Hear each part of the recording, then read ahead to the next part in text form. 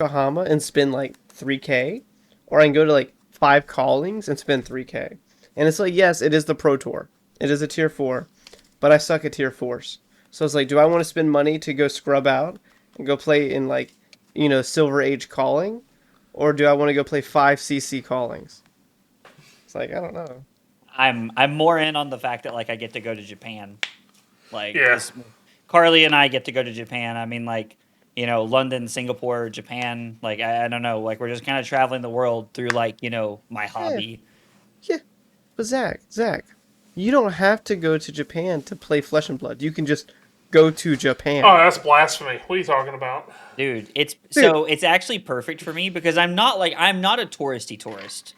Like, when I travel, I don't like to Different do. than everybody else. Yeah, no, I'm serious. I don't like to do, like, 5 days in a row of sightseeing. No, I hate it. I become miserable to travel with. Like, the first day, so we land in Japan Thursday morning, like 5 a.m. We're going to go do all the shit I want to do on Thursday. Friday, Saturday, and Sunday, Carly's doing whatever the hell she wants because she loves to do all that shit. Monday, we're going to do stuff that I want to do again.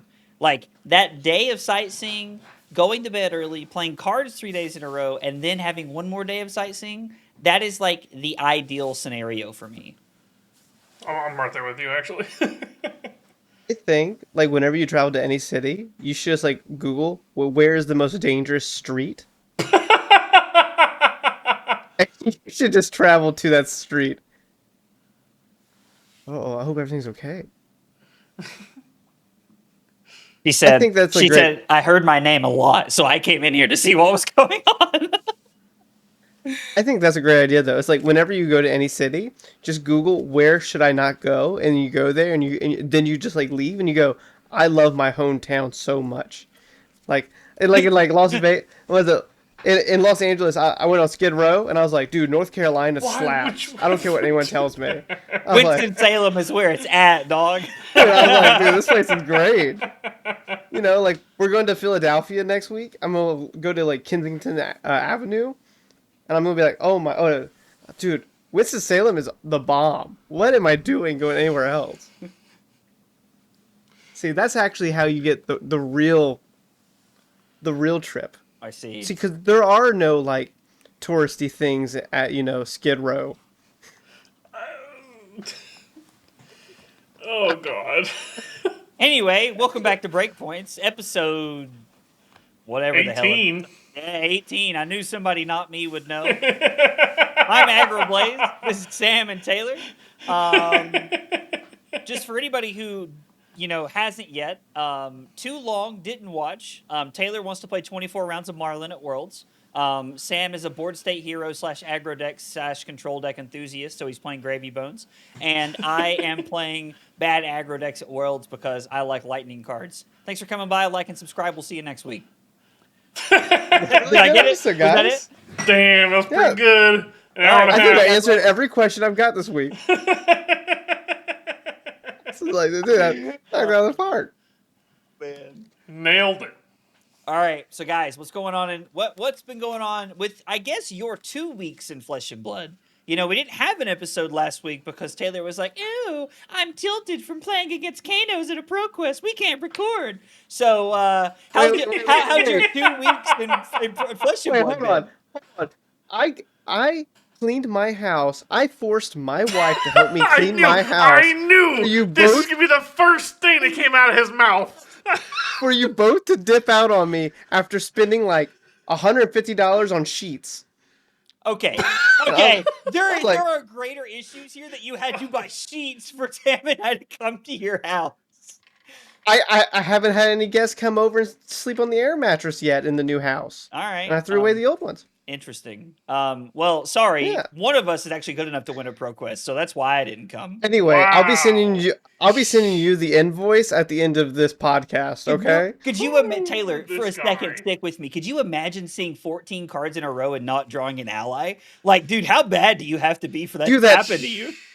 I do that every game with Marlin, so yeah, I do know the feeling. Oh, man. I think it's crazy was that he even worse counted than that. 14 just to complain about it. It wasn't Anyway, even just 14 without allies. It was 14 without attacks or allies. It was great. That was actually crazy. So, for everybody who doesn't know, we'll talk more about it later, but Sam and I played in top 4 at the ProQuest that I won, and Sam was decimating me. Sam was up like 13 points. 14 cards in a row, no ally. And on his second turn, he was literally forced to take a bunch of game actions and then pass without ever physically attacking me. And I think I had Wrath on that hand too, so it was like insane. Yeah, it was great. I had 4 gold. I drew off of all the blues I pitched to all 4 gold. Hit a loan shark, played a loan shark, drew 2 more times off gold, played 2 tip the bar, keeps and passed. It was great. I loved it. And then I won a ProQuest. I'm so good at this game. Oh, that was wild too. Man, that Vertens had you dead to rights and then decided that, oh, I forgot to put my burn bears in my deck. Taylor, have you heard this story? I got a DM from the guy going, hey, hold on, I had to find it. He actually DM'd me literally before I heard from either of y'all. And he's like, don't let Zach, get head too big. It was more my fault than his. I was like, oh, what the hell happened, dude? Okay. So we sit down and we like split the store credit up front because Star City Games is like a 1K. And then we're like, oh, we'll play for the invite and for the gold foil. Well, I go down to 6. And we're literally just sitting there going, okay, like any turn, he's going to draw a burn bear. There's 0 light up to leaves left in his deck. And 4 turns go by.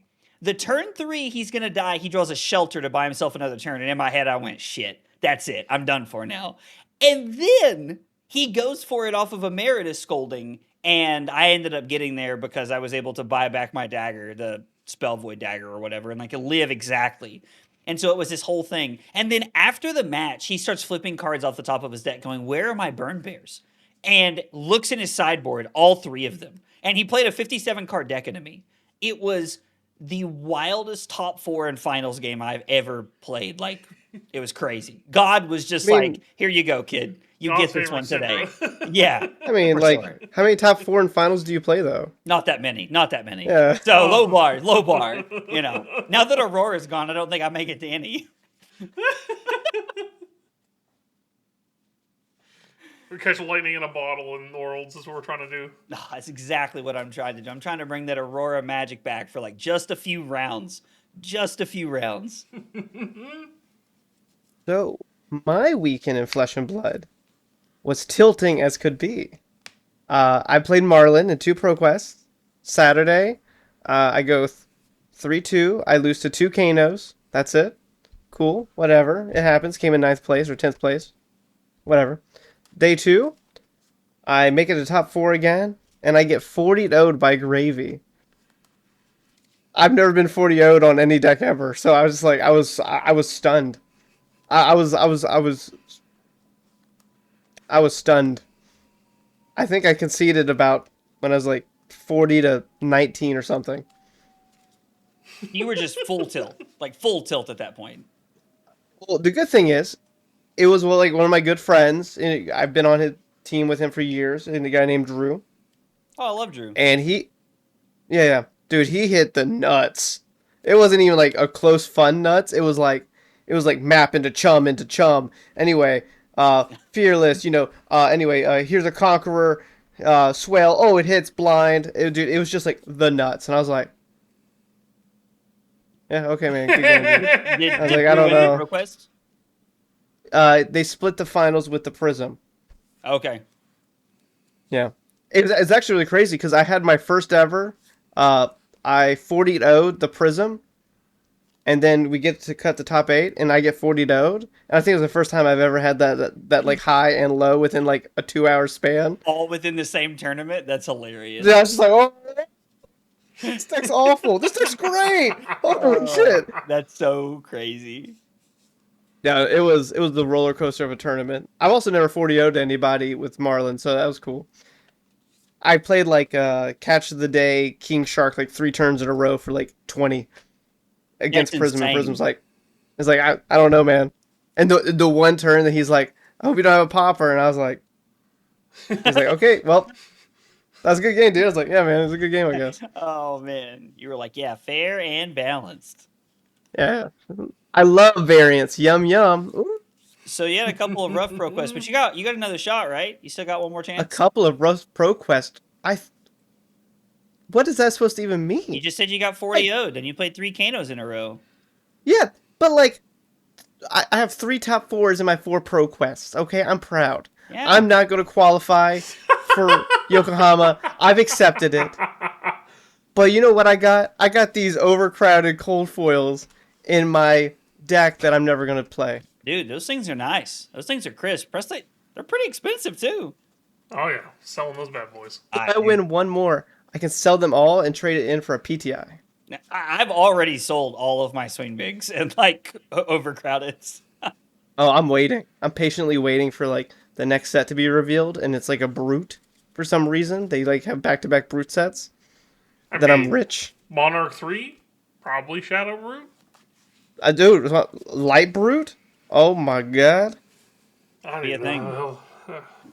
Sam, how was be your week in interesting. Flesh and Blood? Well, we got half of it here with Zach beating my ass in top 4.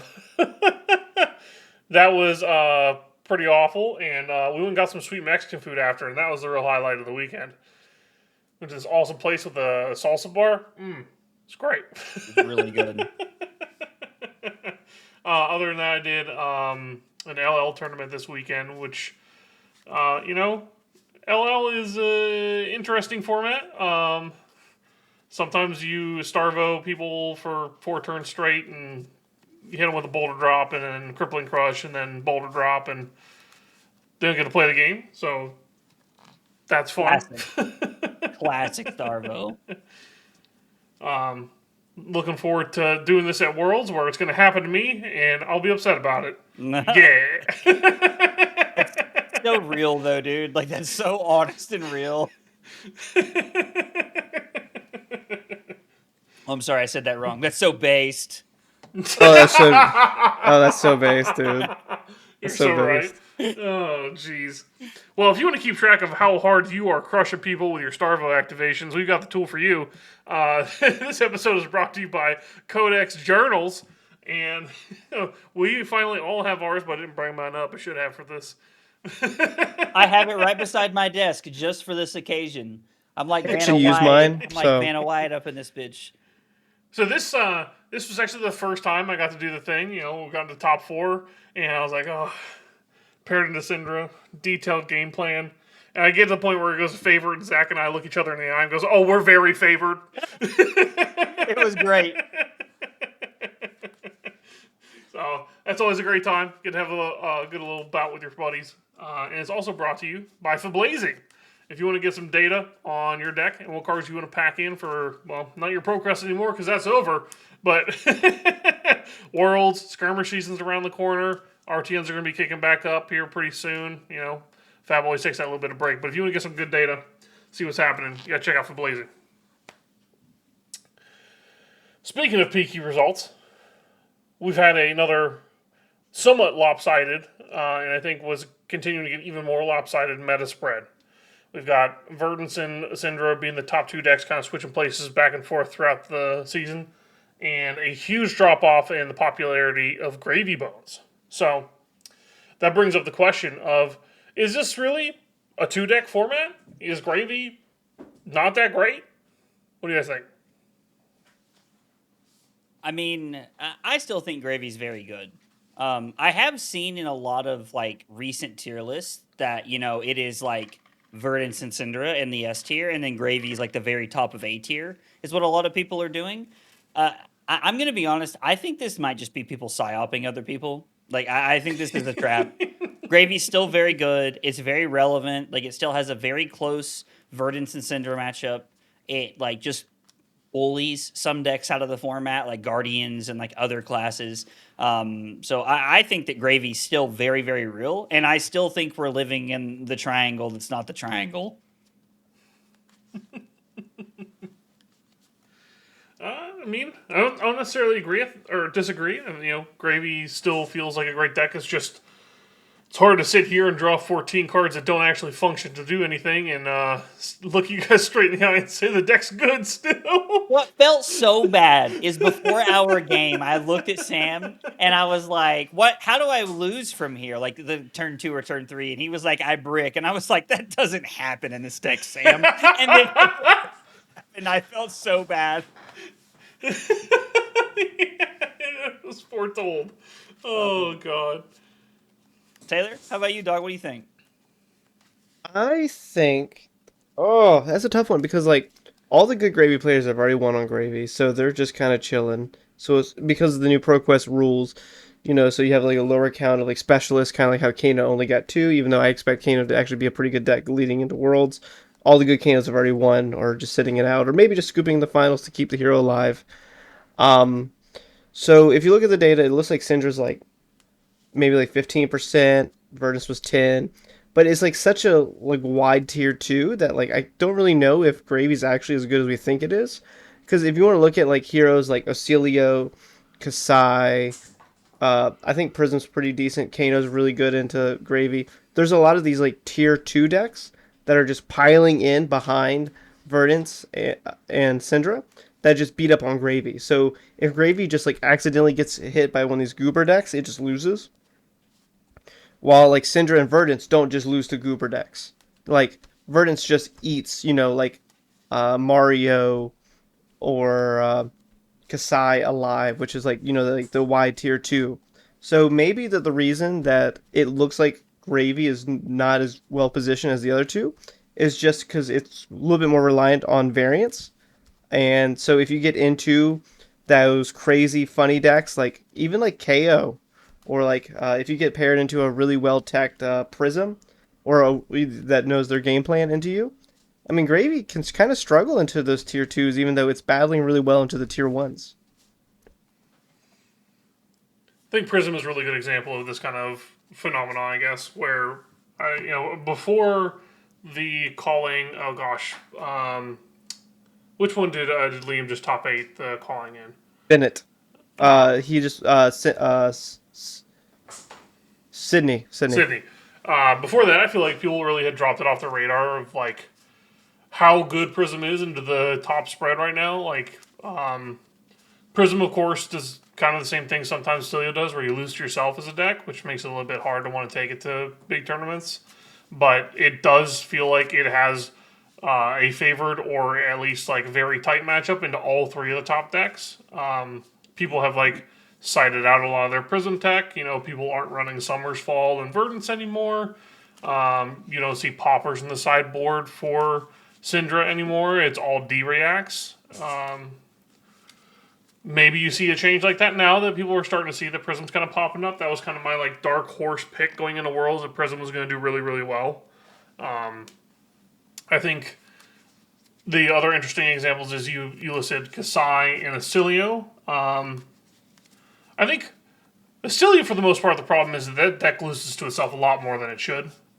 You have to have very specific hand textures a lot of the time to make things go really well. And if you don't see it early against Syndra, it's rough. You don't see it early against Verdance, and she throws like the plow that gets your Gone in the Flash, the felling that takes you off of the fourth card you need to really make the combo work. It gets dicey. Kasai a little bit less so, a lot more consistent kind of aggressive deck, but it's not like explosive enough to really get over the top of Verdance, and I think even sometimes Gravy. So it's you have a lot of like play in these like middle tiers into a lot of the top end decks, and I think you have more play into Gravy than the other ones to kind of agree with what you're saying. Yeah, because the other two are just number checks, and they're good numbers. You're having to fight against Verdance, which is going to block 7, throw felling, or throw plow, or something like that, or have these huge 2-for-6 attacks like Burn Bear, Live Leaves, which are almost like invasion damage. So it's these are just good numbies, and with Syndra, of course, just being the premier aggro deck, head jab, head jab, head jab, draw a card, head jab, head jab, head jab. So it's you're kind of like battling on these two different axes right here. It's like you got your basic one attack but really wide versus the really wide decks. So and they're kind of like keeping like a lot of decks in check with each other. Like I think that like KO should be really well positioned, but because of Verdance is not, and that's kind of like really interesting to me. I haven't seen anyone other than Noah actually do well and kind of make me feel compelled that KO is a real deck. Um, I like. I keep being told that KO is a good deck, and I don't see it. I saw it on the AGE stream from Noah, and that's like the only time I've actually seen this deck like go crazy. And Noah's an incredible player, but I mean, some of those draws were really hot. So I don't know. I don't know. I'm a little bit dubious on how good KO is in the meta, even like Sans Verdance. One of the things that also I want to talk about was Ballaharden Rochester, which just ended maybe 3 hours ago. The top eight was eight different heroes. Eugene to the moon. That turn zero in the finals was like the most heart. Like, it was a roller coaster. I was like, oh, Syndra's dead. Oh my god, he lost the game. Was what, 5 cards to Beast Within or something like that? It was 2 blood rushes too, and I was like, Yeah. Like Pummel Eye and 2 blood rushes to Beast Within or something crazy. yeah, That that was was crazy. Oh man, it was great to be able to watch Eugene all the way through. My goat, but My goat. what a tragic ending. What are your guys' feelings on Huntsman? Because the fourth seed in Battleharden was Huntsman. Whew. So, So oh, go ahead, Sam. Go ahead. I will say that the falling off of Gravy is very good for Huntsman. Because that matchup feels like super unwinnable for Huntsman. Like, I have personally played the matchup a few times where, I'm aware that their main win condition in the matchup is sniping things off the top with Hunter or Hunted. All you have to do is just not tap Gravy until you're done attacking the opponent's face for that turn. And they have to random it off the top. It's nowhere near as good. Into other decks, they don't kind of have that luxury. You have some counterplay with Syndra, with like a Throw Dagger or an Ancestral to kind of draw that top card off your deck to play around it.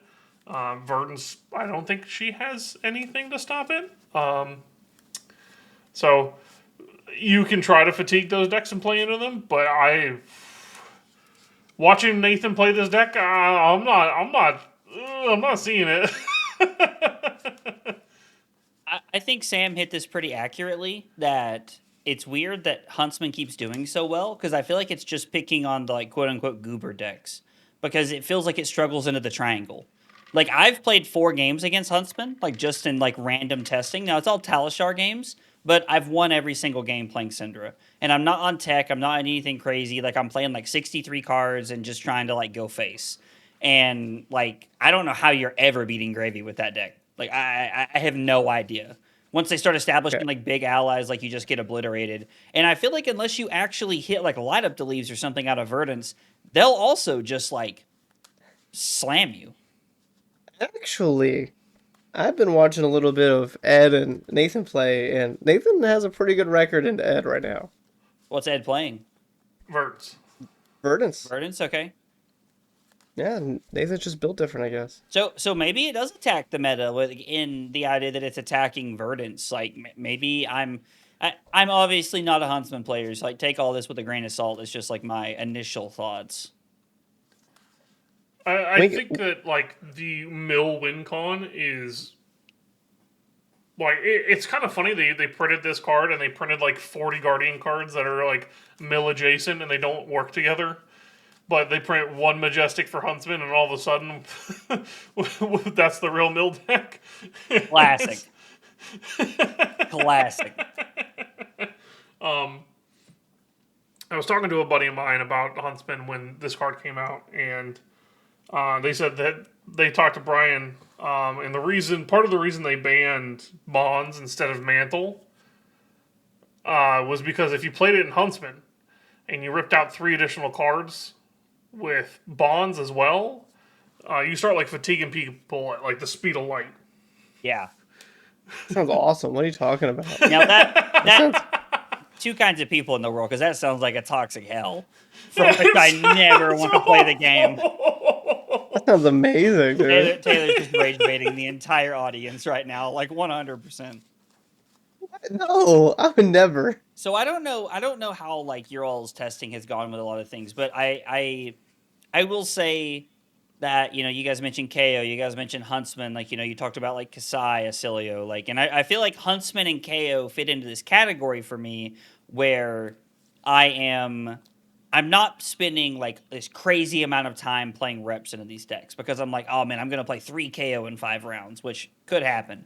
But I don't think that's going to happen. So it's like I've played a handful of games, so I have an idea of how the matchup plays out, just get like a theory going, and then if I play one, I've at least tested it. But like, I'm spending my time on the Verdant Cinder matchup and the Gravy Cinder matchup and like all of the matchups that like I feel like are the big pieces we're going to run into.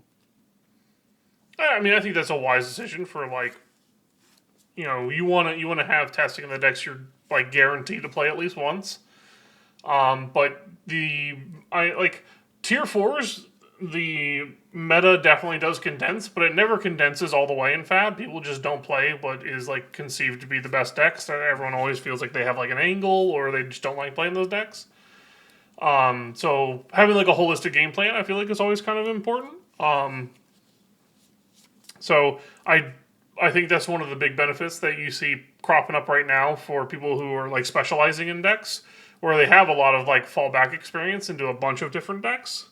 I think that's also one of the reasons why you see so many like 4 of this deck, 4 of this deck, 5 of this deck, through PQ season, all of them kind of cropping up with what is like on the back end a much wider meta, I think, than we normally see in PQ season. I think even at the top end, it's a little bit more.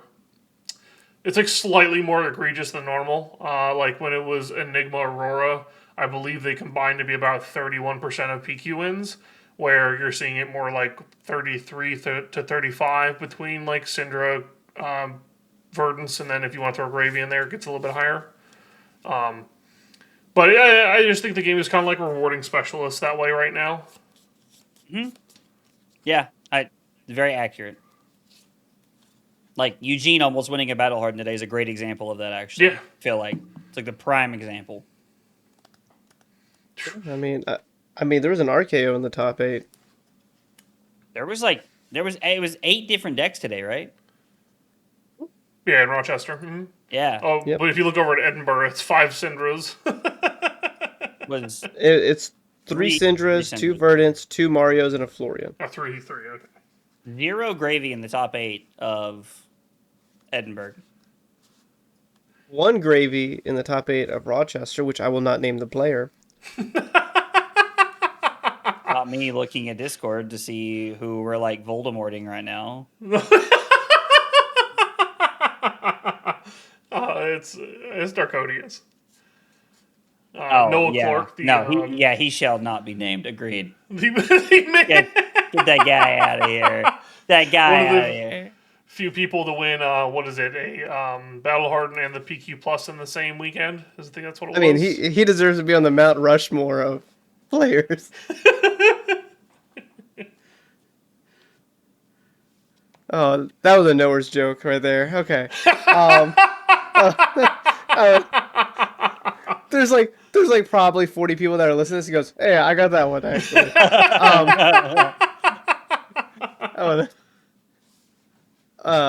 Also, did you see the Fatigue Jarl brought by Metal? It looks pretty good. You talking about the one that was in Top 4? Yep. Yeah, lost to Eugene, right? I'm pretty sure. Yep. Yeah. Yeah, it was a pretty close game. I actually had a chance to like watch most of that one. Jarl's like one of my dark horse picks for the weekend. I was testing Jarl up until a few weeks ago for CC because I think it has a good ability to like attack the top meta in a pretty like consistent way. So like Jarl's like one of my sleeper picks for the weekend.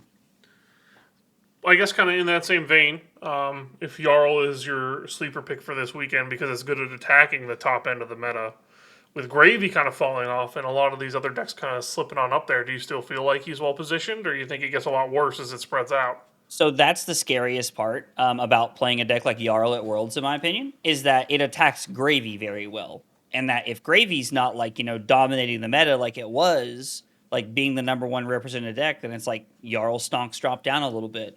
Because if you're not able to get Flick Knives off the board very early, then it can be tough to beat Syndra over the course of, like a 15 or 20 turn game where flicking's just happening every turn.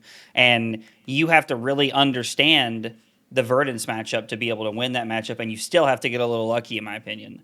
So it's weird because Gravy dropping out makes Jarl like kind of like, well, do we want to be here?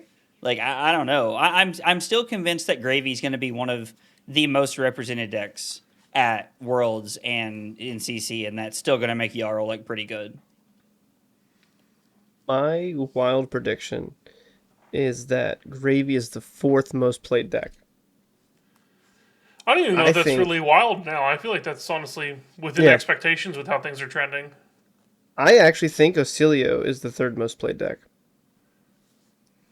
Interesting. If I think that deck is slept on right now. It is. I think that deck is really well positioned. So Verdance is probably the most played, followed by Syndra, or if not, they're the other way around. Like it might be Syndra number one, Yeah. because it's an aggro. And I think you have game into both. Well, especially Verdance, but like I think you can beat Syndra.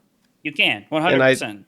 And I think you're favored into Verdance. And you're favored into Gravy. So it's just like it's just like don't like when you play don't shit the Cilio, bed. I feel like yeah, that's exactly. It feels like Levia. Like you just sit down and you're X2 because like you're gonna get unlucky in one of those spots.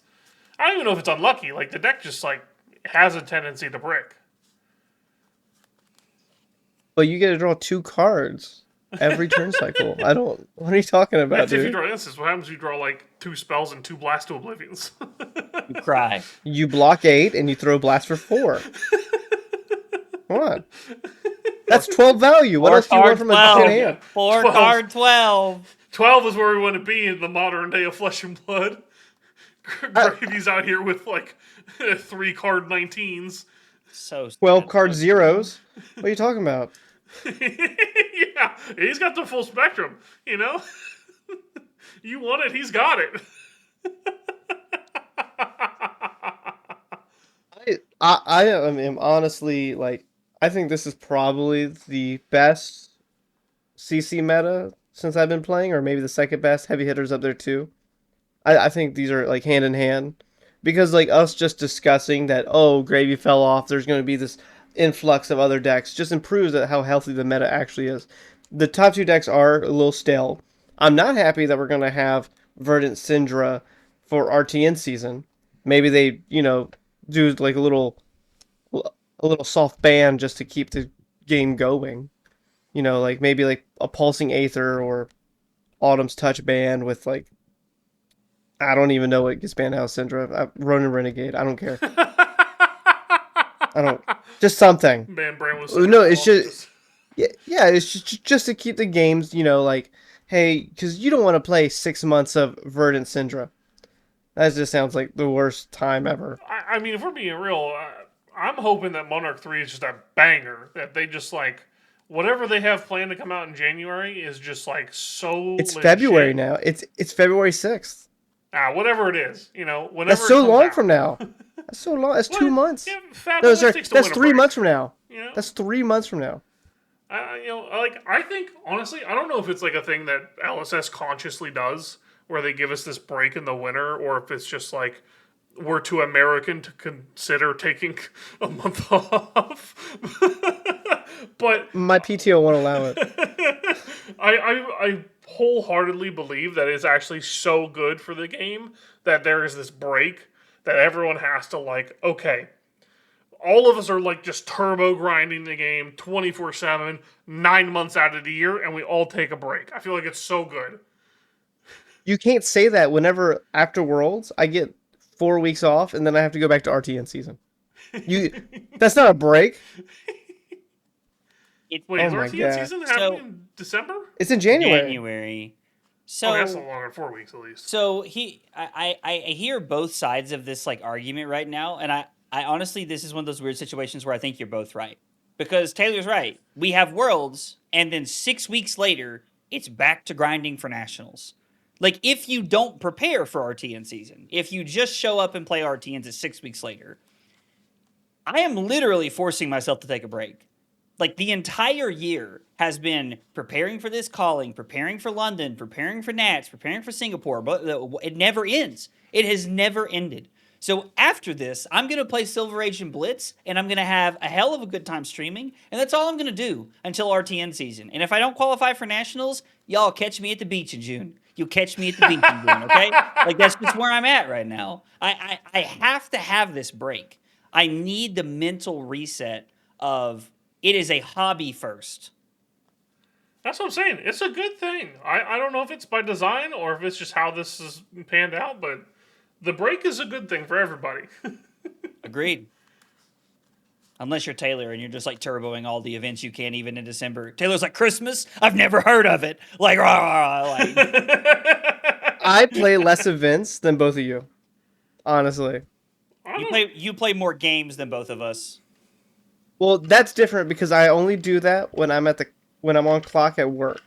That's different because I'm getting paid for it by another company. Where do you work again? What's your boss's email? Just so I can. I ain't telling you. I ain't saying jack shit. Okay. I wish I could play Talishar at work, dude. Oh my god. Well, I do a lot of the auditing for like internet access, so I just audit myself, and then I'm like, I did a great job. Anyway, Talishar is good. Right, Taylor, you're one of the few people I know that genuinely plays more games than me on a weekly basis. You know, like I play a lot of Flesh and Blood on a weekly basis, like testing for things and like all kinds of different stuff. But like, your Talishar stats for 2025 are wild. Oh, dude, I can't wait for the Fab year in review. Oh man, Can I be real with you? I think regarding I think 2023, I had like 6 times more games. I believe that. I'm pretty sure I'm at like probably 15,000 games on Talishar. Isn't that when you actually top 8 in events? Was that Lexi? Yeah. That was Lexi meta? Yeah. Yeah, okay. That checks. Yeah. Have you guys ever seen the Queen's Gambit? Yes. The chess show? Yeah. Yeah. Do you know when she's like watching the chessboard, she looks up and she sees the chessboard? Yes. Is that you playing Lexi? I look down, but then I look up, it's just Talishar in my head. I'm like, okay, so I need this. Coming to activate Voltaire, we're gonna. Yeah, I had to activate Voltaire. I got 2 floating, which is perfect for my 1 cost and my 0 cost. Oh my god. Amazing. Gamer moment. It's too funny. Man. Oh. That's what I hope we get in 2026. We get the new Lexi. I want Volthaven to be a banger. We get Aurora, Lexi back. Here's my issue. I'm so deep in the woods. I don't know if I'd even play a new Lexi. I've been like actively enjoying Marlin enough where I'm like, it would have to be doing some really broken stuff for me to play it. What's wrong with that? So I'm gonna give you my like 2-minute issue with Rangers. I probably have more Ranger games than most people. Is a Ranger has to do 1 or 2 things to be good. Either it has to have evasion built in, or it has to go wide enough that your opponent can't block it out, or you just get auto fatigued. Look at Riptide. He awful hero because there's no evasion built in unless you build it into an evasive list with aim counters, and it's just absolute dog shit. So either he has to be like this broken lightning surge, go wide deck with like instant speed Voltaire again, but it has to have some type of downside, which the other one did not. So it'd have to be like if the arrow is lightning, it gains go again instead of just like anything go again. And so it's gonna probably have its own card base, with a couple of generic Ranger cards that'll help everybody else.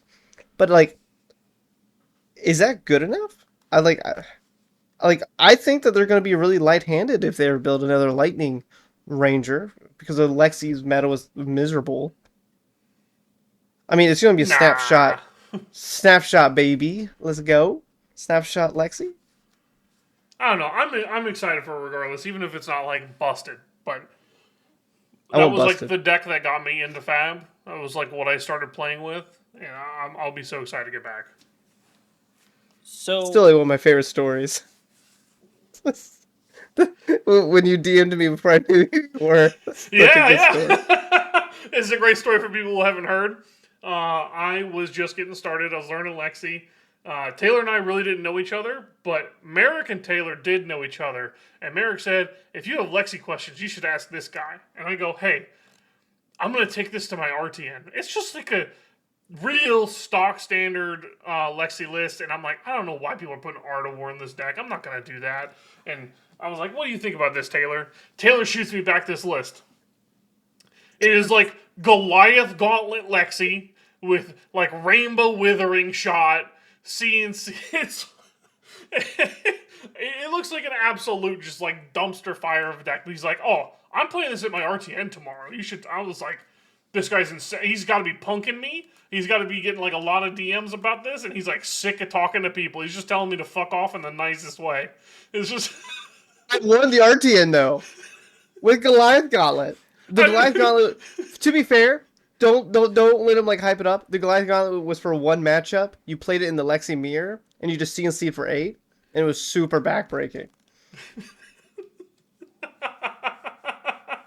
Because like it was either that or like a Hornet, and I was like, Hornet is 2 value also, so I was like, might as well just play like the CNC tech card. And dude, Withering Shot is so good into Lexi. Did you know that? I do know that now. When I was starting Flesh and Blood, though, I did not know, and I thought I was being punked. I think the list I also sent you was Mono Trench Warmongers too. Yeah, it was. Oh my god. You're like, dude, this guy is a fucking liar. But now, like looking back, it was just really inbred. That's what it really was. It was just like, do you want to beat Lexi? This is how you beat Lexi. Oh, that's a banger, actually. Oh god. Anyways, I want to talk about Living Legend format because, yeah, I want to talk about Living Legend format. What are y'all's opinion on it? You know, give me some pros and cons here. What are y'all's feelings? all right. Full stop. It's not that great. However, I have had some fun this season trying out a lot of jank-ass decks. That has been fun.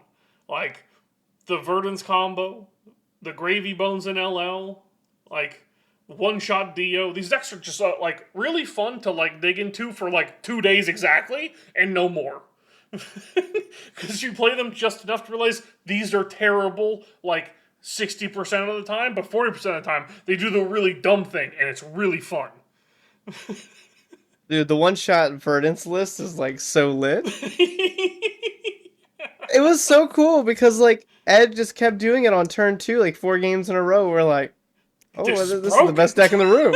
It's broken. And then we played a game where he didn't do it, and I was like, this deck is dog shit. It's like, holy crap. So, that part of LL has been quite fun. Actually playing what are considered to be the top decks in LL, not as much fun. There's I think what makes Flesh and Blood is a lot of interaction with your opponent, a lot of like micro decisions that tally up to big advantages over the course of a game if your opponent doesn't play perfectly.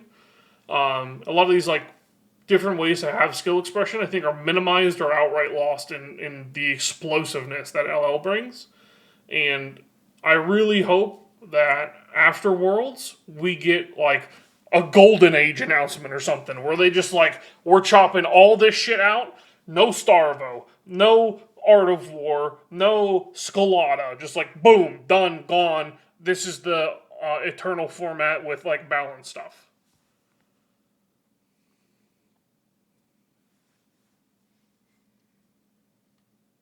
I've broken everyone. Like, hold on. This guy's on to something. I was Golden going Age. to say something, and then I was like, "Nah, I'm gonna ride the silence out. Who's gonna break first?" Like I was actually enjoying the silence. It was intentional. After a minute, I was like, "Nah, we're gonna." I'm not gonna edit that out though, because I want somebody in their car to like turn off the radio for a second, turn it back on, and be like, "What was that?" Hell? I have been enjoying Living Legend format as a brewing thing, as like a brewer's paradise, but as a playing paradise, it sucks. It's just not fun to play. But I've been loving brewing. We've probably brewed as a team feels like 30 different variants of every deck. Yeah, way too many. Yeah.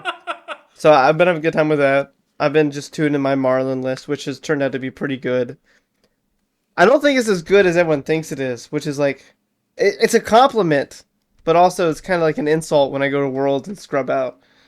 Because I feel like we're past that level of like the hate for it, so it's kind of an interesting thing here. Yeah, we've got a bit of Because like like, an overcorrection with the meta now, right? Like people are now aware that yeah, it's a deck, and now I see like Hold the Line and like Viscerize. I'm Rainbow like, Staunch or Unmovable. I played against a yellow unmovable Viscera today, and I was like, okay, we are here at this point in the meta. Okay, Yeah. I was like, buddy, I wasn't gonna win anyway, but thank you. I was like, this ain't. Yeah, decks that just don't have the blue base to support it. We're slapping Unmovable in here. Yeah, I loved it, dude. I had a guy hold a double hold line me today on like a king shark for 10. I was like, yeah, I guess so. You, I mean, it was good here, but like, sure. How do you win the mirror? What are your thoughts, Zach? Agroblaze 96. Earlier, I was referred to as Agroblaze 6'7", which I thought was hilarious. Oh god. Yeah, I was on Flesh and Bad stream earlier, and they like have a clip of me just going 6'7", and so they like called me that on their stream. It was funny. I mean, LL feels very fun for like 5 minutes, I guess is what I would say. Like you either get to play the thing you like for about 5 minutes, or like you're playing Starvo and you're fusing 4 times in a row, like Sam mentioned, and you're just like, oh, this is awesome. I'm fusing 4 times in a row. But when you break down LL and like start to play multiple games of it, and I think about playing it at a tier 4, it creates so many feels bad moments, which I personally don't like. I don't think that's very like healthy for like a tier 4 format. So I don't know. Like I'm excited to get to play Aurora again, and I'm just gonna like hope to do well. I feel like if you're struggling to find what you should be doing in LL, you should just be playing what you're comfortable with. Like that's kind of where I'm at. Is that if you don't know what you like in LL, just play what you know and just let it ride.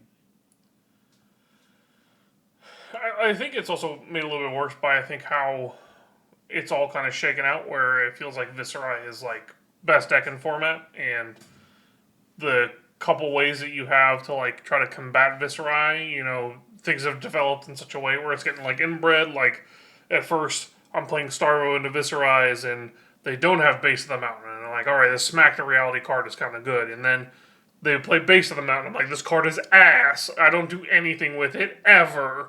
And now I'm like, well, what if we just don't play that card and we don't commit to doing that? I'm like, oh, yeah. Now I got a little bit more play. I'm going a little bit wider. But I feel like it's just getting kind of like inbred to a way where Viscera feels like far and away the best deck. Maybe not far and away, but definitely like the best deck in the format. And when you have like a clear best deck and people are kind of like developing in that best deck like good counters to it, I feel like it makes for a really stale meta really quickly. Yeah. I mean, yeah. No, I definitely think I personally think the stale meta is the worst part of the format. I think that's what's going to drive people away from it. I don't know. Like, it might be different if there had been. I think a lot of people want a lot of things done to LL before we try to play it at like another like high level event. And honestly, I just don't know if LSS is going to go that route. Like, I think they want things to be broken to a degree, but not like, oh, this deck is undoubtedly the best deck. You can't do anything about it broken, if that makes sense. Okay. I still think what they need to do is not do any more LL events until we get another ice set. Like, so you give Oldham, yeah, give Oldham and Icelander a lot of juice that the CC heroes can't like utilize as well, because like the instant speed stuff or like the ice reactant, the way to temper aggro heroes, and I think that might actually fix LL, in theory. So how do you do that without giving aggro without giving Starvo all the ice juice? Oh, That's you never do, baby. You don't. We're good. He's just king of the format. We're good. See, Whenever you gotta design a ban hero as shitty as Starvo, it's just like a thing you have to live with until you take care of it behind the shed. It's like the hero design is just so shitty and almost killed Fab itself when I was playing the game. It's just like stop. Just let him die. It's very oppressive. And the craziest part about Starvo is to think about how good Starvo is even now with all of the hits he's had. Oh yeah. Like Crippling is restricted, Somersault's restricted, Oakenholt Awakening, restricted. Crown of Seeds. Like Crown of Seeds is gone, and you still have a hero that is gatekeeping a format that is supposed to be like all powerful. It's kind of impressive, actually. It is. It is to think about how Impressive, broken you could make something if you really put your mind to it. Makes me think, you know what? Ice Kodachis aren't that bad. Just give me Ice Ninja. Just give me Ice Ninja and LL. Oh no. See how you There's like it, Winners well. I don't know. They need to print, maybe, if they want to keep LL around, a LL only hero. Like, something to, like, moderate Starvo as, like, a counter. Because they won't ban him outright. I feel like the only other way to fix it is to, like, introduce, like, something that gives him a very hard time and is only legal in LL. What do you, and I mean this like not as like a shot, but like a genuine question. What do you print that gatekeeps Starvo that doesn't gatekeep the rest of the format like Starvo's gatekeeping the format? Red Channel of the Bleak Expanse. I think honestly, yeah, like something that is like specifically interacts with fusing. I think honestly. Yeah, that's what I'm saying. Yeah. Why red? We already have Channel of the Bleak Expanse. I know, but something that like stays on the board for a longer period or something. Yeah, have like an It has like 2 counters on it. Yeah, it has like 2 counters when you play it or something. Ah, okay. So you're wanting like Dio to get an item. No. I want ice, specifically ice.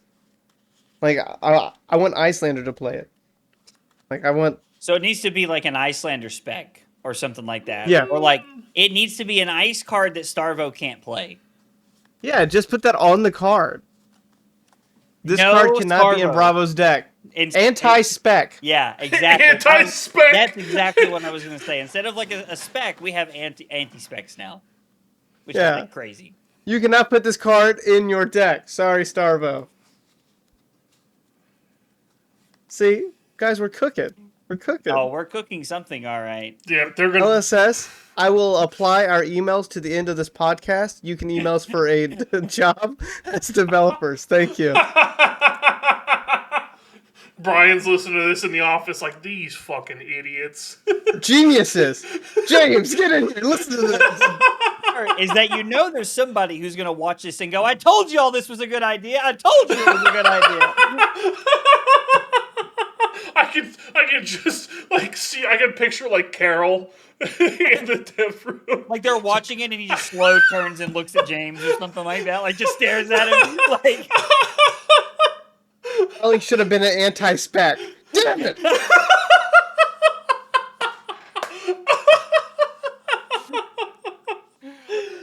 my God. Oh god. Why didn't we think of this here?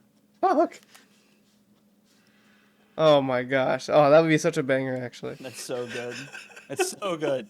What are we even doing? So I can't wait for somebody's gonna get to this part and they're gonna go, man, I should have listened to Zach. Too long, didn't watch. Like should have just cut it off right. That 90 seconds at the beginning was perfect coverage. Yeah, they're like when they're listening to this nonsense, they're gonna be like, all right, they're done. They're washed. They're out of material. There's nothing for them to talk about. Episode 17 Material. was the peak. It's all downhill from here, fellas. You couldn't even make it a full year, dog. Like, come on. Like, That's even better, though. You know, like, we let our flame burn bright instead of long. I like it. I like it. Too much energy in these podcasts. Too okay. much. So, like, I know our podcast is a little bit different than the rest, because I listen to a lot of the other ones. Dude, we just have no direction. That's half the fun. I was like, I actually feel like I enjoy it more that way. I liked it. It's Yeah. just chaotic nonsense. Okay, obviously Taylor wants some structure. All right, Sam, what's next on our list of topics? All right, next, boys. Let's see. What is everyone's pick for both player and heroes to win in Philadelphia? I think it's going to be CC Verdance, and I think it's going to be LL Viserai, and I think it's going to be Trehey. Okay. Okay. Well, we could have done this in like, like a draft kind of thing if you guys came over last weekend. I mean, I'm like, Sorry, I want a ProQuest.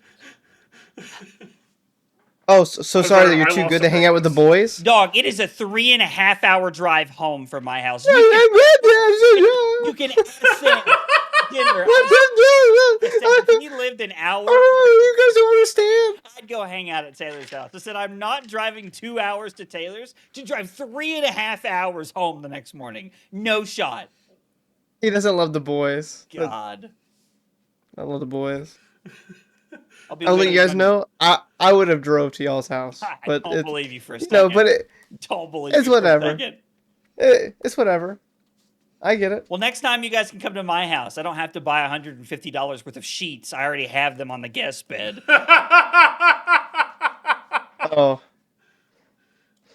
Anyway, that was a great amount of structure I just added to the podcast. I think it's gonna be Jacob Clements. He's gonna be on Verdance. Oh man, but in LL is gonna be on Starville. Checks out. my guess. He's finally gonna punch the ticket, boys. He's not gonna lose any more finals. I believe in him.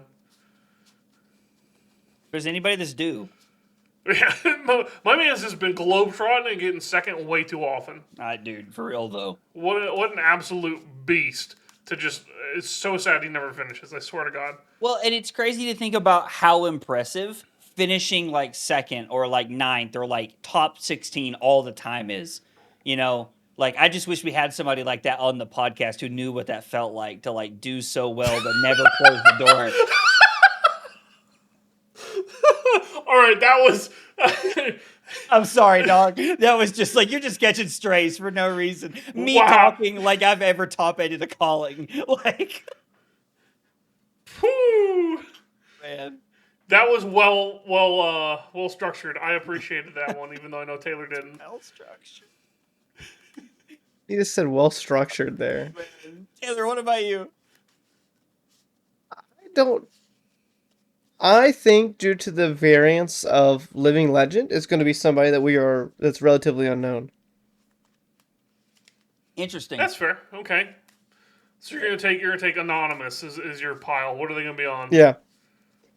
I think they're going to be on Syndra Viserai. Nah, you don't get anonymous. You got to pick a name.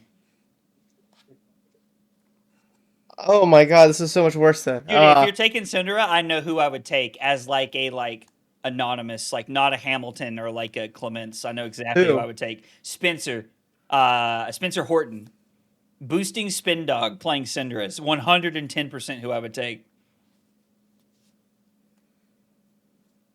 We'll take Matt W.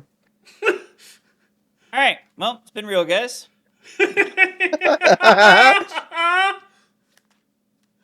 Well, what's wrong with my boy? Oh man. Nothing's wrong with Matt, man. Nothing's wrong with Matt. Taylor pulling his shirt up over here. He's trying to hide it. Listen. What are you guys talking about? Huh? Actually, I do have somebody. Josh Lind.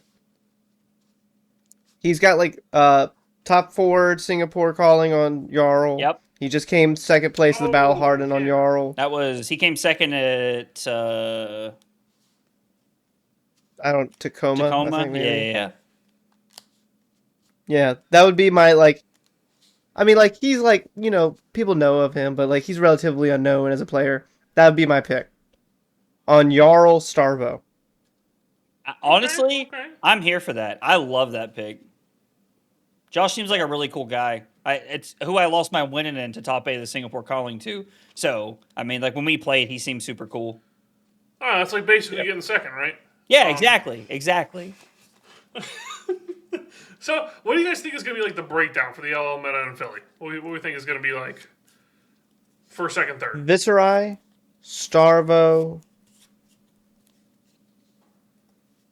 other deck.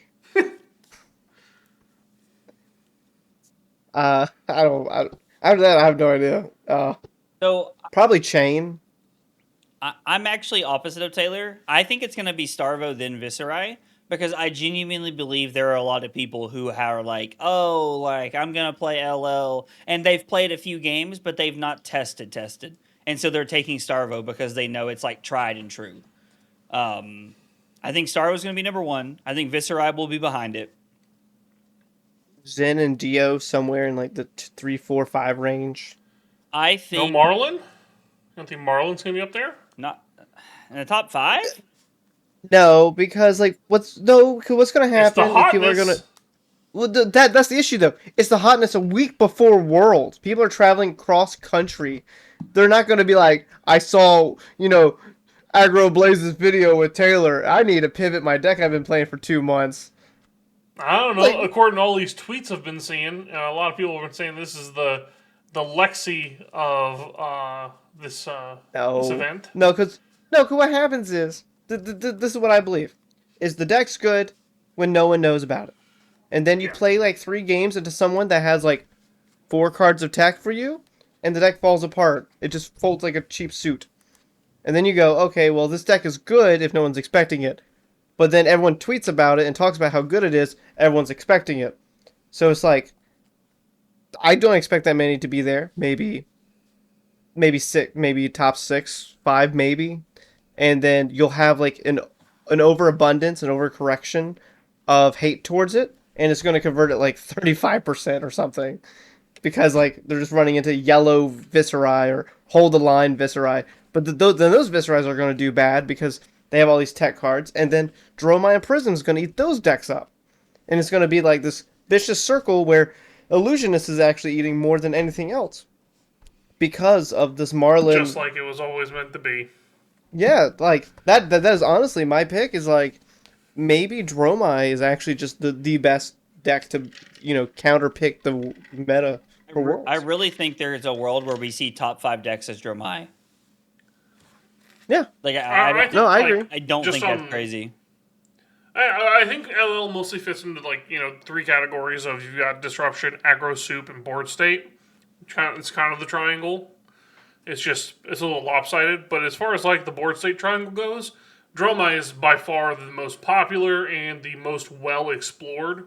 So I think that's a very easy, like that's probably going to be a top 5 if you ask me. Yeah, Makes sense. I think Dio's probably up there too, and Zen. Every Dromai I talk to say that they're favored into everything. So Classic. Would you like to say any names on that one, or are you just gonna like leave it out there? Oh, just all of them. I'm talking about every single one of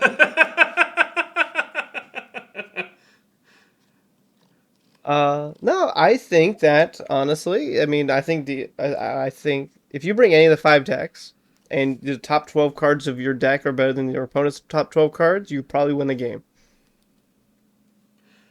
It's just higher variance. Yep, that's the aggro soup of LL. Yeah. All right. Well, let's move it a little bit into podcast questions. We've got some fun ones this week, as always. You guys are great. Sal the Gamer Crawford. How much does it cost to get a Breakpoints podcast signed crack bauble at Worlds? And then, follow-up question. Why is the price too high, including free? We actually have to give like people like $2 plus the crack bobble. Please take this.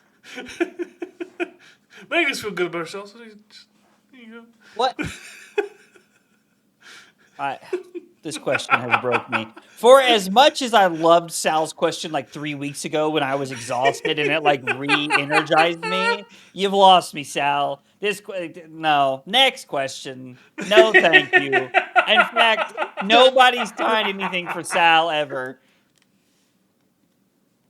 All right, we got another one. Do you think that PQ performances allow for Dark Horse decks to effectively break out before Worlds, or do you think that teams are trying to keep things hidden for the right time? I would say that you will see like breakout decks at ProQuest that you may go to. But the problem is that ProQuest deck lists are not published as frequently as like Callings and like Battle Hardened top eights. So we don't know what those lists look like. We just see that KO or Jarl or Huntsman won an event, and we're like, oh, 4 Huntsmen won an event. Like, we don't know that it's 4 people on the same team across like 6 states or something like that, and they're all playing this crazy tacked list.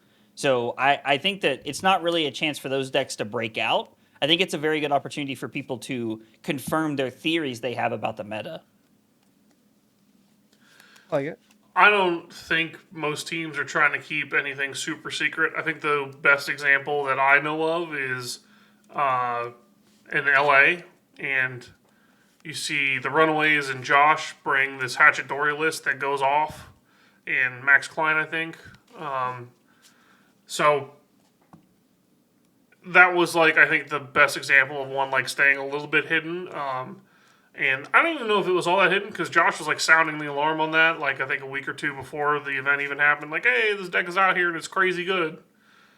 Just people will think, he's the Dory guy. He always says that. But it was actually like bananas in that Guys, format. I'm telling you, Marlon's really good. Wasn't the Fatigue Briar deck like kind of a little bit of like a standout at 2023 Nationals?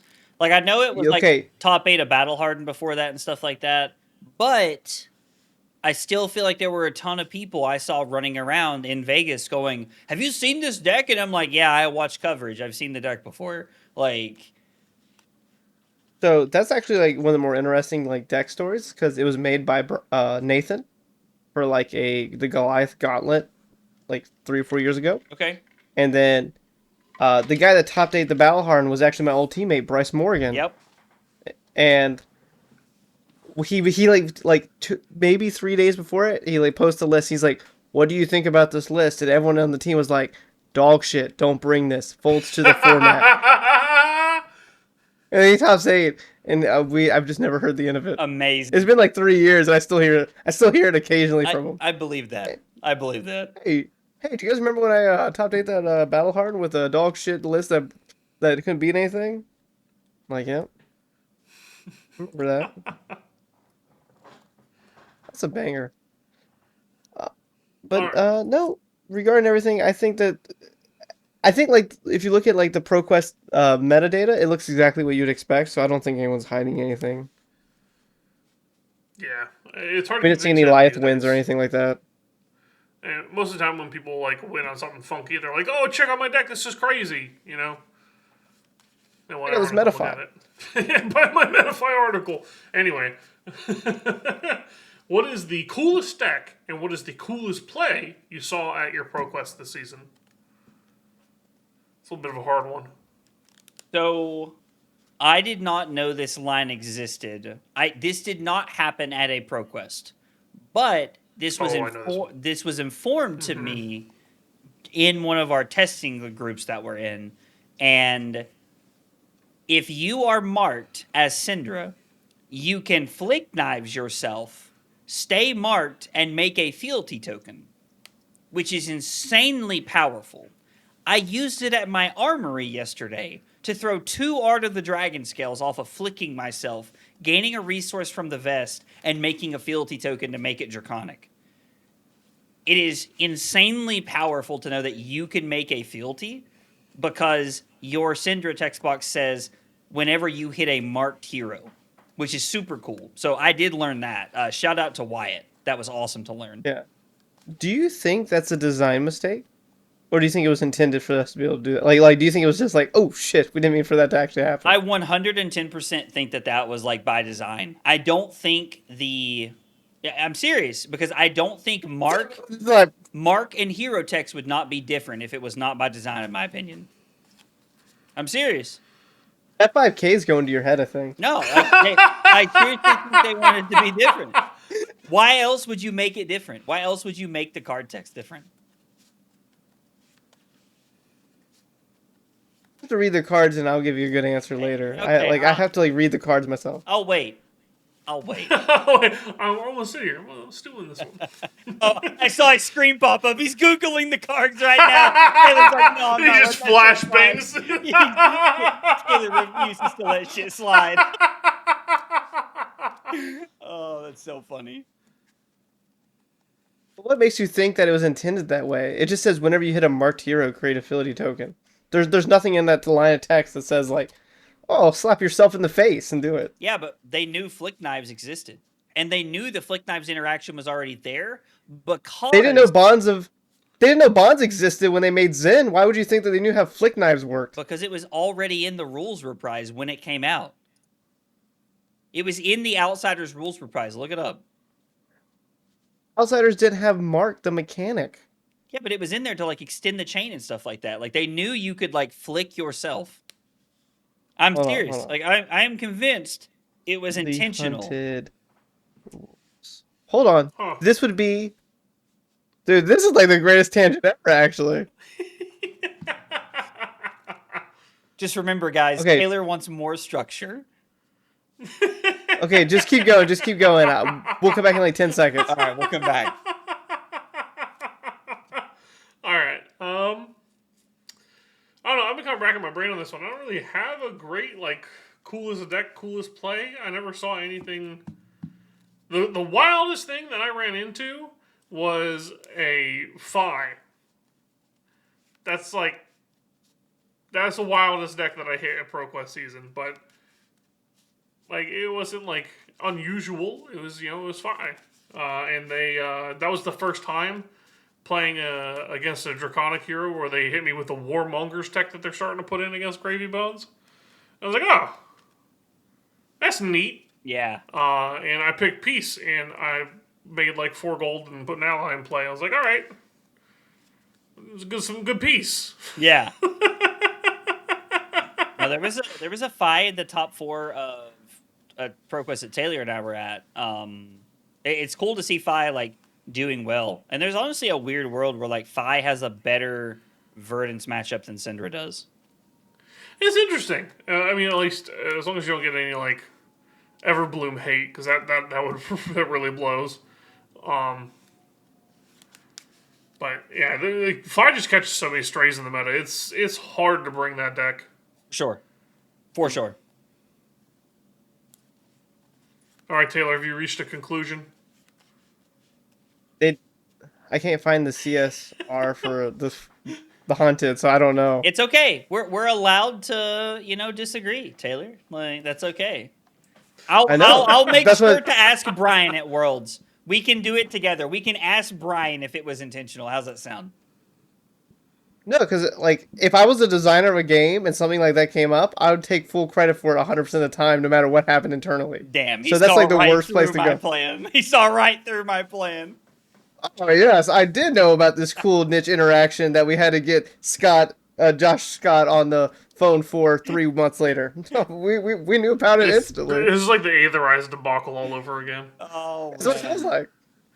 Of course we knew you could bounce the allies the whole time. We just didn't want to tell you. I believe that. All right. What classes do you think will be in the next set, and do you think they will affect the meta? I think it's a slam dunk. There's going to be Necromancer and Monarch 3, and it's going to affect the meta because it's a board state hero. Bam. I think there's going to be Warrior, and it's not going to affect the meta. Warrior will affect it 0. There'll be like some kind of brute, and it'll be like it's there, and it plays games sometimes, and sometimes it doesn't, and then you'll have a board state hero. Okay, here's my prediction. Are you ready? Light Brute, Light Warrior, Shadow Necromancer, Shadow Illusionist. Please, Shadow God, Illusionist is the big one that stands out to me. I'm convinced there's going to be a Shadow Illusionist. And her name is Prism. Please. It's going to be like this whole plot twist. Prism's a good guy, finally. That'd be so sick. I mean, like Prism is the bad guy, right? Like in my mind, like Prism's always been like the bad guy. Well, it's in the lore that she's the bad guy, right? Isn't like Yeah, the yeah, sun god's the bad guy or whatever? yeah, yeah. Soul. Yeah, whatever. The sun god. Yeah. Oh, did LSS not send you a lore book too, or? No, they did not. Man, they should really come with a 5K or something, I feel like. Keep you informed. Yeah. Ryan, if you're listening, you have my address. He's like, bet, fam, I got 3 in my backpack to give out at Worlds. And We are never getting LSS on this podcast. Are we? going to message Ryan, and I'm going to be like, hey, can you bring a lore book and just pretend to give it to me at Worlds just to mess with Taylor and Sam, please? It's just like a cardboard shoebox that's been painted over really well. I would love that photo op. I would love that photo op. Just me in the back, panicking. That would be so Oh my god, he got a lore book out of this? That would be so great. All right, another one. Are you worried that Zach will relapse back to Guardian after Worlds? I Yeah. gotta say, No. not worried. Oh, no, I'm I'm excited. sorry. I meant no. I'm sorry. Spoken like a true I'm not addict. worried. So, Hey, can we do like a podcast on like a live stream again if that happens?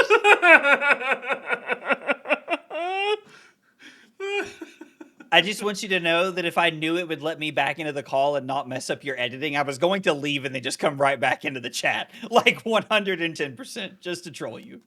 This be the end of the podcast then. I'm not gonna lie. Boom. I'm just like, I'm Chop not it. editing it. We're done. So there's a blitz skirmish coming up. Like we have a couple of local blitz skirmishes, and I want the promos, so I won't be going back to Guardian. I'll probably just be playing Aurora in blitz, like just so we can get through like skirmish season.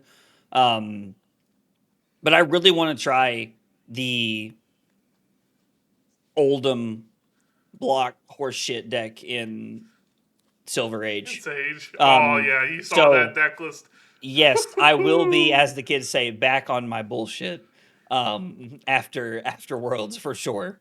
And I'll be streaming Victor and stuff. Like I want to update my Victor list. There's like quite a few things I want to do, like with Guardians and stuff. I haven't. It's been Worlds prep. See, this question frames it wrong. Relapse back to Guardian, buddy.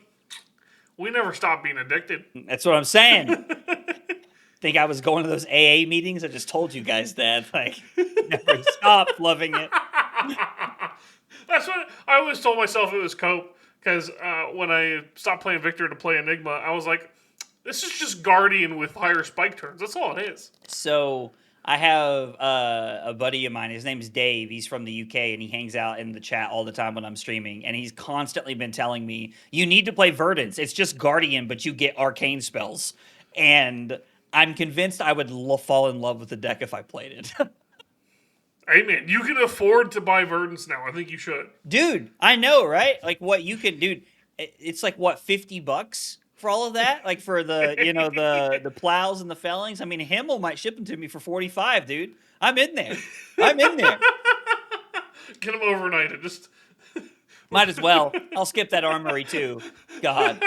Ridiculous. I still have those puffin cards sleeved about 5 feet to my right. Yes, structure. All right, next one up.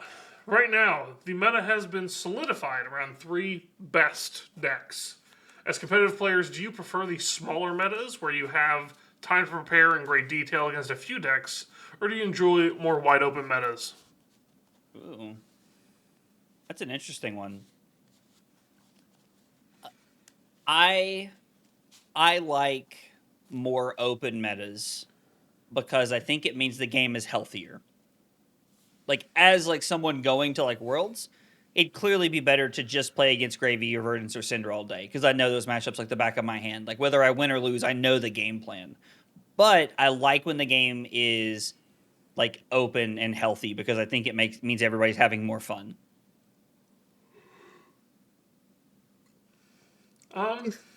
I think for ProQuest, I like a wide meta, but for tier 4s, I like a slim meta. I like to know what I'm going to be able to play against and test into and have an idea of what I'm doing. And then at ProQuest, I like for all these goober decks to have fun and be doing well. Okay. So I think it's local versus like if I'm traveling kind of vibes. That's I think fair. it goes into why we think the meta's in a good spot right now, because that's kind of what you're seeing. Yeah. I like it because, like, if you look at ProQuest data, it looks like every Goober deck is doing well. There's Rhinar wins, there's Marlin wins. They're all the bad decks are winning. And then when you get down to like the World's Prep, I'm expecting 3, but I'm gonna have some outside, like testing with the other 5 or 6 that could be there. So I think this is like a pretty great meta. Yeah. Yeah, I think it's. Couldn't agree more. Send her to the moon. Let's see. What bands do you expect in December to shake up the meta for RTN season?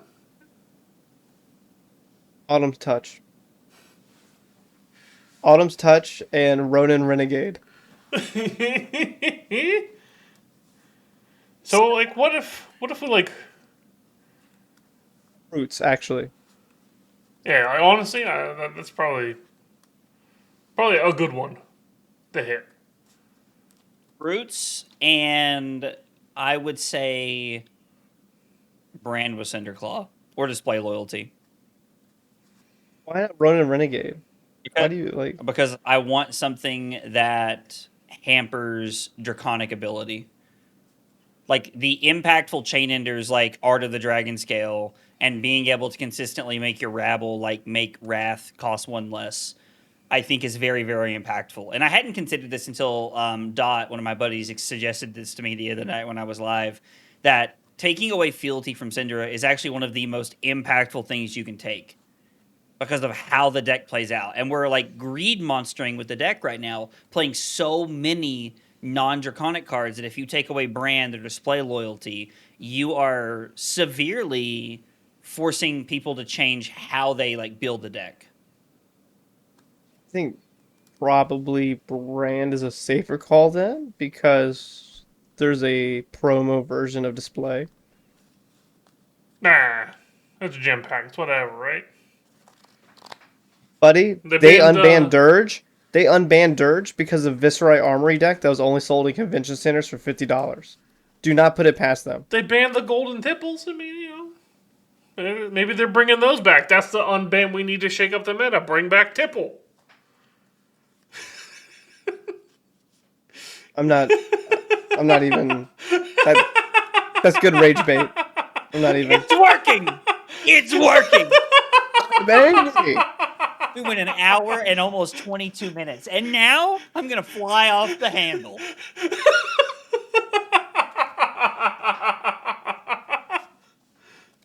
Oh, Oh man, I mean, does that even like hit the decks hard enough to shake up the meta? You ban just like them down a little bit. I think that's perfect though. You want to trim some of the fat, I would say, with the top 2 decks. Like if you murder the top 2 decks, Gravy just goes back to dominating. All right, Does he? Sam's playing his agenda again. Sam's playing his agenda here. I can see it. What if? Okay. What if, just for no reason, we just nerf all 3? Just another little light tap for Gravy, a little bit harder tap for Verdance and Syndra, and we just see where it lands for RTNs. All right. Hear me out. KO best deck. Hear me out. Restrict Swell. Yeah, just stick with me. Restrict Swell because we're going to take away some of the ceiling. We're going to get rid of Wrath of Retribution because we're going to take away some of the ceiling. And we're going to get rid of Rootbound Carapace and force the deck to actually block. Red Rootbound Carapace. You have to get rid of red. You can leave with the yellow. That's where I'm at. By the way, I want everyone that's listening to this podcast know we actually don't want these bans right now. The meta's fine. These are just theoretical. I got many DMs be like, "Oh, the meta's great. Why are you guys talking about bans?" It's fun. If I woke up on Monday and they did this, I wouldn't even be mad. It'd just be like the Elmo laughing meme with the fire behind him. Like, let it ride, baby. I just like if the goal is to shake things up for RTN, I feel like light bans aren't going to shake it up. It's still going to be pretty similar to the same stuff. So you kind of have to, at this point, it kind of has to be heavy-handed. I feel like, if that's the goal. Why is the next set like 18 months away? I didn't realize it until literally this podcast, the RTN season was before Monarch 3 comes out, and Yeah. that's kind of sad. Why is there 5 or 6 months between sets? Is that not like, Sep- well, October, November, December, March? I don't know the months apparently. January, February. Yeah, it's 5 months between sets. You know, maybe that's one of the announcements they're going to make in Philly. They're going to drop like a couple armory decks and like a mastery pack or some shit. Who And knows? and it, and it's out at Worlds. Dude, actually that'd be crazy. Like an Icelander Armory deck, but they're like, it's actually here. And you're like, oh my god, it'll be at your stores next week. Yeah, well, like, what if they did that? Like, what if that's the shakeup we need? They actually give us Icelander 2 or, like... But it's only for LL because they listened to Breakpoint's podcast like 2 weeks ago. Like, what if, like, it's December, it's Christmas time, it's the perfect time for a new Icy Hero. Let's slap this Icelander Armory deck, make everyone go bananas. Okay, so Like, my issue with that is I'll be on a plane during the uh presentation. So if I get off the plane, I look down at my phone and there's an ice. I'll be so angry I didn't get to watch it live. When do you get in? This crazy... I get in at 11 o'clock on Thursday night. How are you going to register? You have to show up the night before and register. He's showing up at I 7:45 on Friday. I have talked to LSS and they told me I can get there Friday morning. Wow. And you call me special? It was a simple email that was like, "Hey, I can't make it in Thursday. Can I come in Friday?" And they're like, "Yeah, sure." I Just will do never that." believe that. I'm going to believe from now on you have James on speed dial. In fact, I'll be sharing that rumor at Worlds with everybody I can talk to. To James himself and just see how that one goes. Yeah. Make sure you wear one of Taylor's special shirts. He'll really get the joke. Oh, please, absolutely. Please. So, I'll bring it. So what, I'll bring it. So what is it, James, about Taylor that you just like so much that you have him on speed dial? He's like, who the fuck are you? Yeah. Listen, if I'm wearing a red headband and he looks at me and he says, "Who are you?" I will die. I will be like, "Oh, so you watch the podcast, dog. You watch the podcast." That would be sick. That would make me so happy to know that James is listening. Have you ever listened to an episode? If so, how long did you last? Did you make it past the 15-minute mark? Let's be honest. Did you like and subscribe at least? James 100% cut off at my too long didn't watch like recap of what happened this episode. As soon as you said, "Oh, Marlon," he's like, "Dude, these guys are dog shit." Done. We didn't design these heroes to be good. So funny. Fuck. I mean, that's kind of what they said, right? They said that they designed High Seas around Gravy, and Marlin and Puffin were in there, but weren't like the main focus because they weren't new classes. I'm pretty sure that's more or less what they said. The BNR where they banned Tipple. Feels accurate. Yeah, they just call my hero dog shit. Yeah, they said that she needed a lot of help. I remember. And she's getting it too, and I'm like, I remember you texted me like, "This is the worst thing ever." I'm like, Marlin's getting help. Why is that bad? It's just the deck's already good. Now it's gonna be broken. I do still actually firmly believe that like one sip and one card in a deck, and the deck is like, Oh, I mean, the deck's annoying to play against. You give them a sip gold and it's over. Yeah, I know. You get me able to like cross wrap Oh, yeah. my gold draws. Dude, I'm just like, that one, Chief. All right. Another question. We've kind of covered this a little bit, but we can give it like a concrete list this time. Given that LSS is going to be making some very fundamental changes to LL Post Worlds, what is your LL wish list? I still think that Justin's idea is the best idea so far, where we just take every banned card from CC, we restrict it in LL, and then we just work our way through like what we need to do to chain, Starvo, and those heroes, and we just work that way. Yeah, make it CC2 Electric Boogaloo with like, you're just doing CC things, but with like 2 points higher a turn, Yeah. Everyone loves CC. That's why we play Flesh and Blood, because it's competitive and there's a lot of like edges to be made. So bringing that to LL. Boom. Yeah. I don't hate it. And then we got a question here. Andrew says, If Nathan is on Huntsman, he is not. I read that and I was like, I don't know where you heard the second one from. And Taylor's on Marlin. He is. Why aren't Zam and Sack locked on Olympia, and Tough Nut for Worlds? I don't know if you listen to this podcast, but I like to play good decks. I don't even like to play good decks, but there's a line in the sand. There's a line in the sand. Olympia. Wait, which am I? Am I Tough Nut, or Olympia? There is Yeah, a you're, roster. you're, specified. nut. Oh, really? Okay. I definitely saw. I mean, if it's Olympia. ordered the same way, you're Look, nut, okay, and I'm true. Olympia. All right, Andrew. So what are you on, Nut? Dude, so just nutting on people all day, like just we're gonna try and Dude, play 8 rounds of 3 intellect.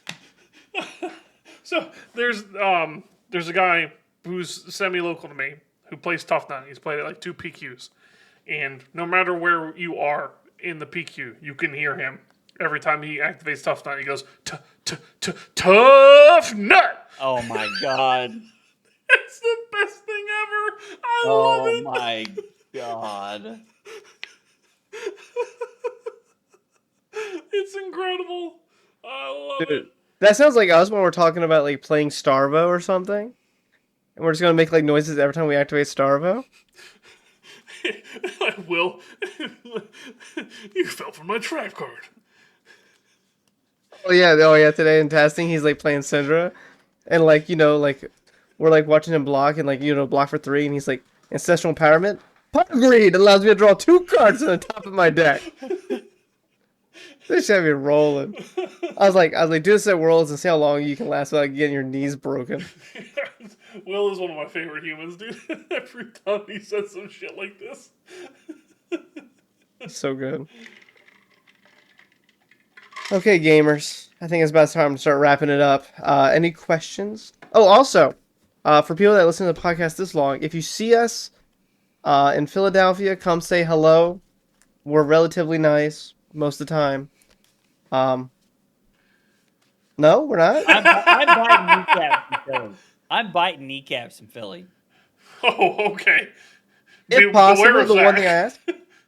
If possible, I just asked. avoid Zach. So one thing that drives me up the wall is when people like come up and say hey to me.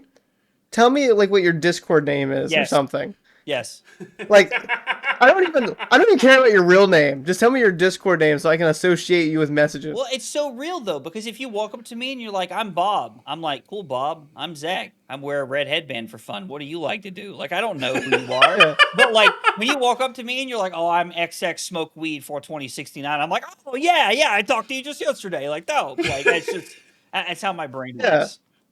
No, I'm with you because like people come up to me and they'll start talking to me like I've known them for like my whole life, and I'm like I have no idea who they are, and then I'll get a message like 2 weeks later like, "Oh, I love talking to you." I was like, I don't know which one you were talking. Yeah. I talked to like, dude, just like Okay. I don't care what you're just like coming to me like, "Hey, I'm ex cat man." I'm like, okay, cool. Yeah. I was like, I don't care. Same.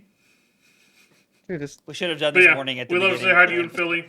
We will sign your crack baubles. these They are for will the be real for free. fans. We won't pay you to sign the crack baubles, but we'll sign them if you want. But a $2 calls for the shadow underneath the Oh signature. my god. Just, no joke.